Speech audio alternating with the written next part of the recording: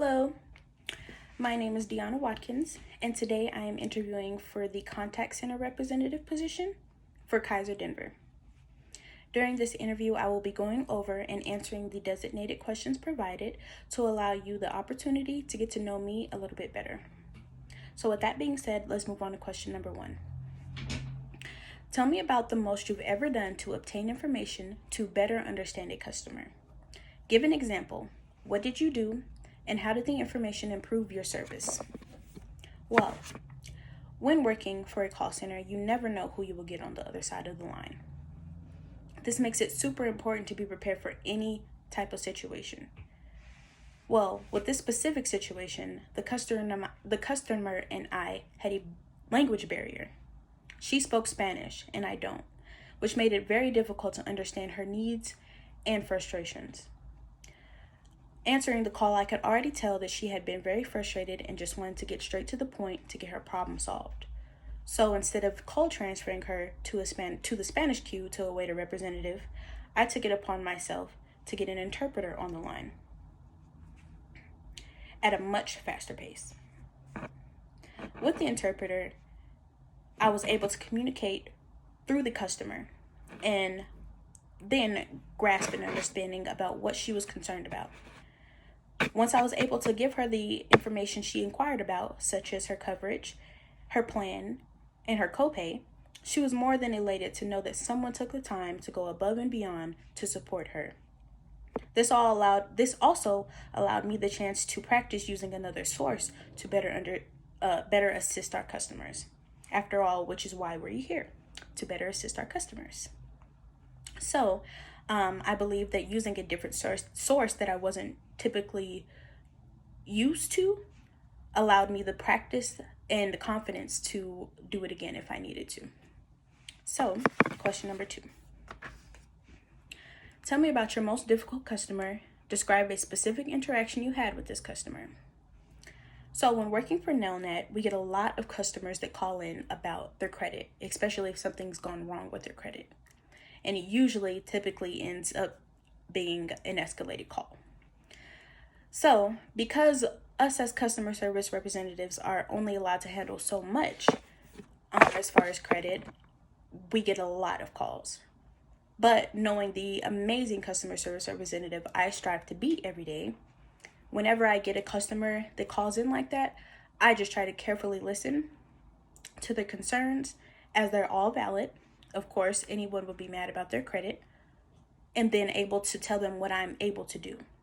If I'm not able to do it, I will direct them in the direction of who can help them with their issue. So, with one specific customer, I calmed her off the ledge pretty much by letting her know that credit mistakes happen all the time. This is not the end of the world. And if I can't fix it, I will direct you to someone who can fix it. Also letting her know that it's not going to be a task that is done automatically. It will take time. So once I found the root to her issue, I was able to get her over to the correct department to better suit her needs. After that, she was more than happy to know that someone went and dug deeper into their situation, knowing they only had limited resources. And that's what I'm about, digging deeper into the situation to better assist. Number 3. We've all been in situations in which we couldn't complete everything we needed to on time. Tell me about the time this happened to you and how did you react? Well, being a customer service representative, answering calls is not my only task. It can be responding to emails, sending outgoing calls, and other little responsibilities along the way. Well, on Fridays, our offices close a lot earlier than they usually do, so it's a much more crunch for time. So what I do is I prioritize. In the mornings, I know that I'm not going to be able to get all the emails done, and I have a better chance at getting my call volume goal done in the daytime. So I reach my call volume goal, which is, I believe, 40 calls a day, or 10 outbound calls and 30 inbound calls through the morning, and then throughout my afternoon, I'm able to prioritize between which emails are more important, such as rescheduling doctor visits and prescription refills first, and then all the other emails last, such as just random questions about their provider or their coverage or their copay, things that can be handled in the morning the next day.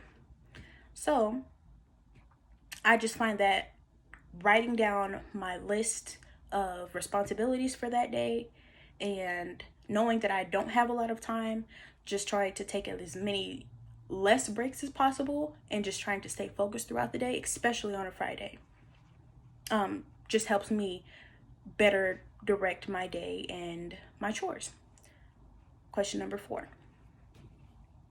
If we're lucky, sometimes we can identify a small problem and correct it before it becomes a major problem. Can you give me an example of a time when you identified a small problem before it became a big problem?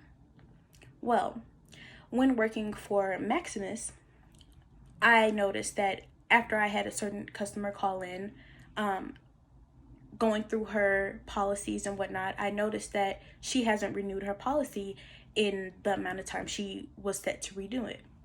She also had no idea that she was supposed to. So after I told her that her policy was going to be up in the next 2 months, she was also very upset to know that in her understanding, she didn't get a notice or anything explaining to her that she had to renew her policy. So I took it upon myself to go ahead and email the information to go ahead and renew her policy so that when the 2 months came, she wasn't surprised that she had no more health insurance.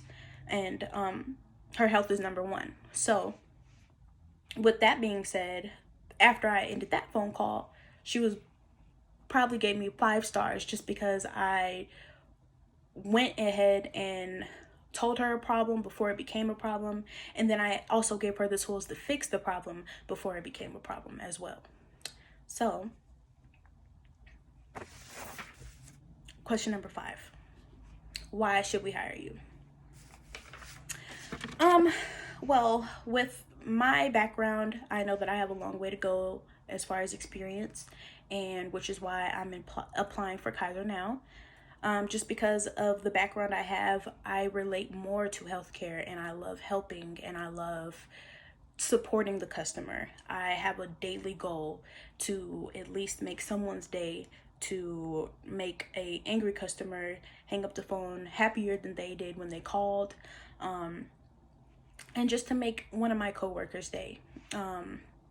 I worked in a lot of work environments that weren't really supportive to their employees, and I really find it crucial to have a family at work. So I also think it's important to hire someone who also enjoys problem solving, not just good at it. I enjoy problem solving. I enjoy sitting down, helping people through whatever problem they came to me for their problem. So of course I'm going to do all I can to fix that problem for them. And at the end of the day, that really just makes me feel better as a customer service representative, and it helps me grow in my skills as a people person, and just stronger communication, empathy, and just paying attention to key details in their frustrations.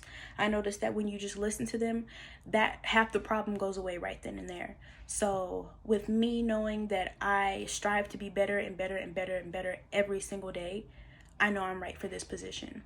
And I know that I have the knowledge to help me improve in the type of work that is needed here.